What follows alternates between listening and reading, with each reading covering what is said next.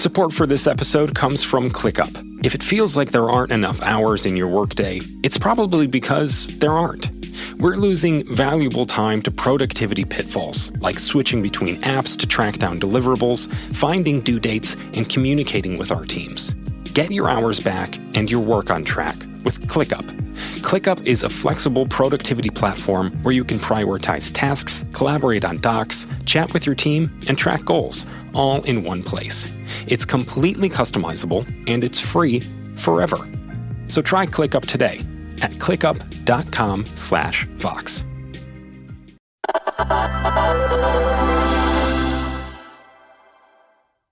It's Recode Daily. I'm Adam Clark Estes. Today, we're here with Eric Dean Wilson, the author of the new book, After Cooling, on Freon, global warming, and the terrible cost of comfort.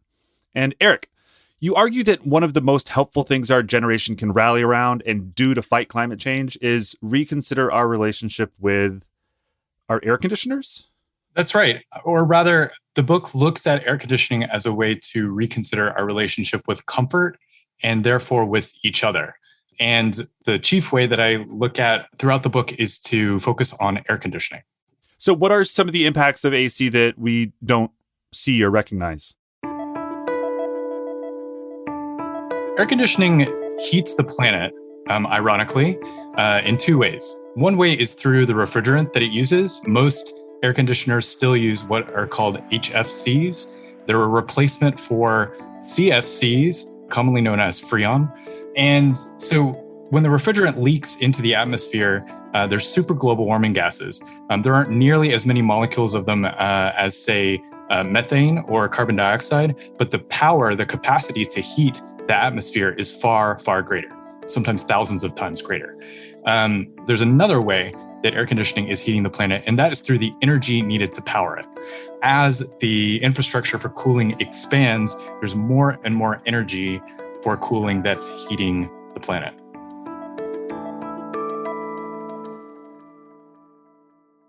So you mentioned Freon. I'd love to go back to that. Why were scientists so excited about it when it was invented? And I guess on the flip side, how did the world sort of sour on the material? So Freon really made air conditioning possible in the way that we come to think of it now. There was air conditioning before Freon, and it's helpful to know a little bit about that. The air conditioning before Freon used what were called natural refrigerants. They were things like methyl chloride or ammonia, and they were often poisonous or explosive or corrosive or sometimes all of the above. So the early history of air conditioning was really a hunt for the perfect refrigerant, something that was the right boiling point, that wasn't dangerous and toxic to humans, and that wasn't corrosive, and that was also inexpensive to produce. And a man named Thomas Midgley Jr. in the late 1920s hit on dichlorodifluoromethane, otherwise known as Freon. From this sprang a whole family of chemicals called CFCs. And they were not harmful to the individual. But what we did not know at the time was that they're so stable, which was one of the things that made them a miracle refrigerant, that they don't interact with anything in the lower atmosphere at all, which sounds fine, except that because of that, they actually make it to the stratosphere, which is unusual for a chemical. And when they get to the stratosphere, they mess with the planet's very delicate ozone layer, which is the only thing that keeps us from the sun's deadliest radiation. So the very thing that makes life possible on Earth was suddenly being eroded. So in the 1980s, it took a lot of effort, but the international community came together to sign what is called the Montreal Protocol for substances that deplete the ozone layer. Last year, we took the lead in developing an historic accord to cut worldwide production of fluorocarbons by 50% CFCs. They contribute to the depletion of the ozone layer, and they contribute to the greenhouse effect. And it worked. The ozone layer is in recovery, although it will still take until about 2070 for it to recover fully. So the world did eventually stop making Freon, but in your book, you explained that it's still very much around. There are entire businesses focused on hunting down and finding the Freon that still exists, right? That's right. So something curious happened, which is the United States government thought that we would run out of the supply of Freon by the year 2000. That did not happen. And why that didn't happen is still a little bit of a mystery. Some of it is surely due to smuggling. Part of the book covers a sort of CFC smuggling ring, which at the time was the number one smuggled contraband in the country above cocaine, because it was very easy for a little while to smuggle in a refrigerant and then sell it for 5 times the amount. So a lot of the book follows this guy, Sam, who used to work for a green energy startup. And one of the ways that they made money was to drive around the United States looking for used Freon on the secondary market, buying it from random people, and then destroying it for carbon credits through California's cap and trade system. So even though it's illegal to produce, it's perfectly legal to buy and sell on the secondary market. And one of the things that really started this book, one of the reasons why I wanted to write about it, is because in talking with Sam just casually, I realized what a bizarre experience this was. He was driving all around the country to find this used refrigerant. And so I wanted to document part of that and also wrap my head around what was actually going on and what his work was. And you mentioned that the federal government might have some oversight gaps that has led to Freon still being around. Can you tell us a bit more about that? Yeah, so federal government is really good about shutting down production of things, but it's not great about what to do with the chemicals that are already out there. And that's exactly what Sam's story was, is that there was all this Freon that nobody had bothered to go out and find and destroy. And I think that there's a lot of lessons in that as we look forward to a fossil fuel-free world. We can ban fossil fuels, but we have to keep in mind that people are going to still try to use them, to smuggle them, and there has to be a federal and international plan for what to do with those fossil fuels that are already dredged up. Well, inevitably, it sounds like we're pumping less Freon into the air and eventually might stop doing that altogether, but our ACs are still producing other harmful greenhouse gases. One chemical just replaced another, right? So in 2016, world leaders got together in Rwanda to tighten the rules even more. And one of the single most important actions that the global community can take is to amend the Montreal Protocol to include an ambitious amendment that phases down the use of hydrofluorocarbons, HFCs. Well, that amendment passed, and now the world is hoping to cut back on greenhouse gases by 2050.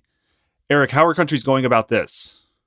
Well, the Biden administration has signaled that it's going to phase out HFCs.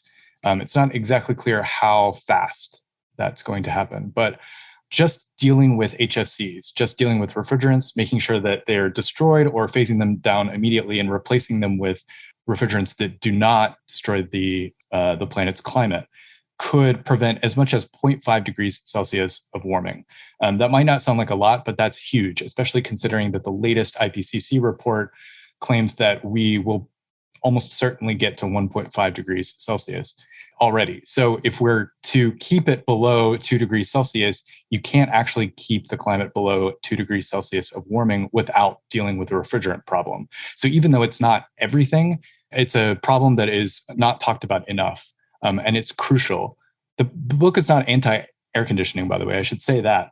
But rather than focusing on technology or a new refrigerant or something like that, the only way forward that I see is if we radically reconsider our notion of what it means to be comfortable.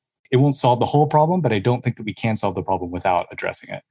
You recently spoke to our Vox colleague, Rebecca Lieber, about this. We have a link to that interview in our show notes. And you talked about racial disparities, wealth disparities, how they're connected to what we think of as comfort.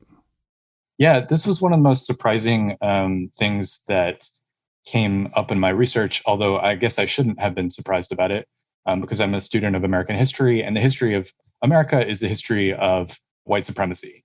And what I found was that actually from the very moment that mechanical cooling was a possibility in the United States, there was a racist tinge to that. In the late 18th century, Benjamin Franklin did a bunch of mechanical cooling experiments, and he wrote a letter to a Southern physician, very excited for his discovery that you could cool by blowing a liquid with a bellows. in a closed chamber.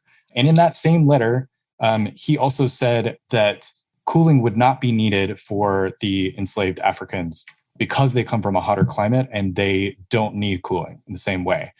This was a very common notion at the time that people who came from Africa had a very different sense of warming and climate. It's totally false.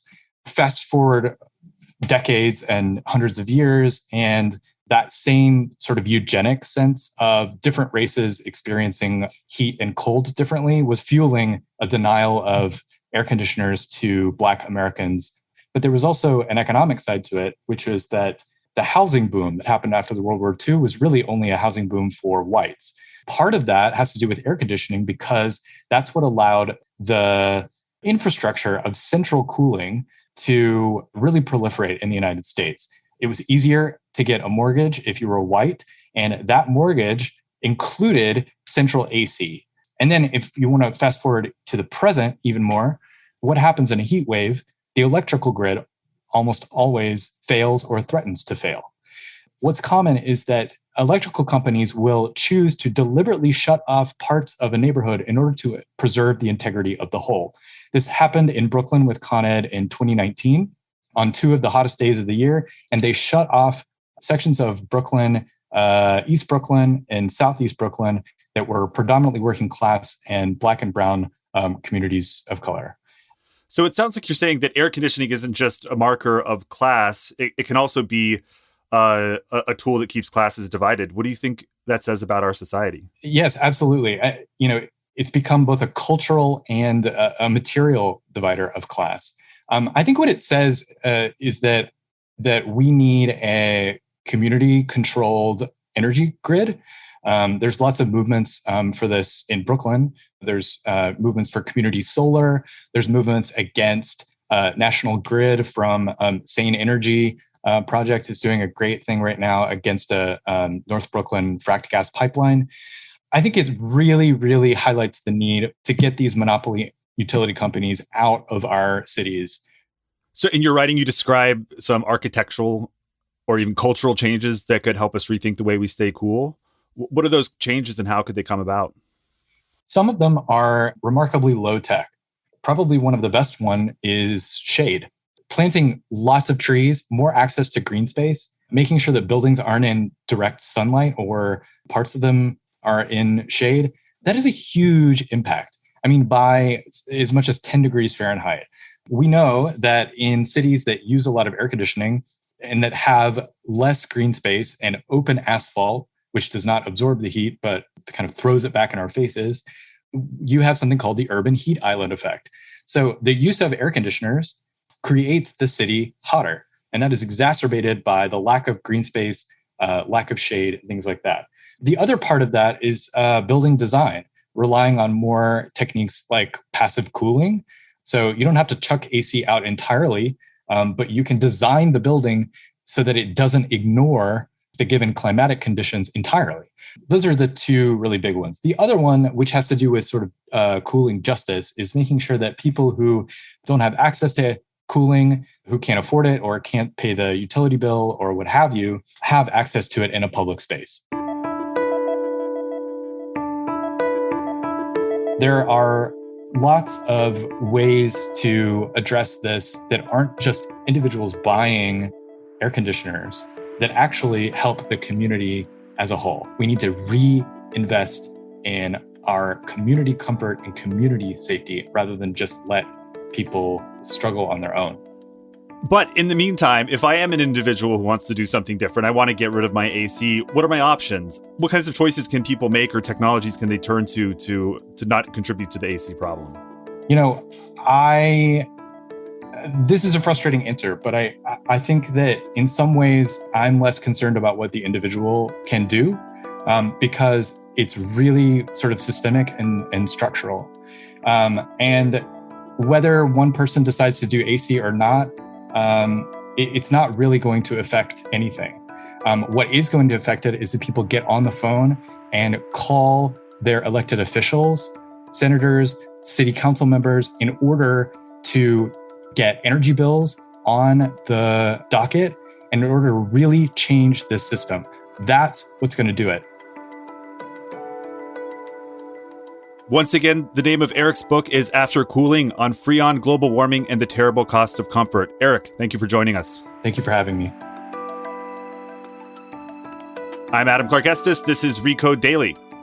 This episode was produced by Alan Rodriguez Espinosa and engineered by Paul Robert Mounsey.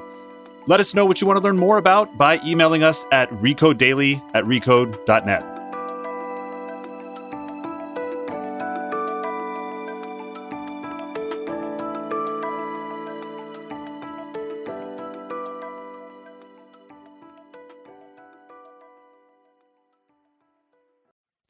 Support for this episode comes from ClickUp. If it feels like there aren't enough hours in your workday, it's probably because there aren't.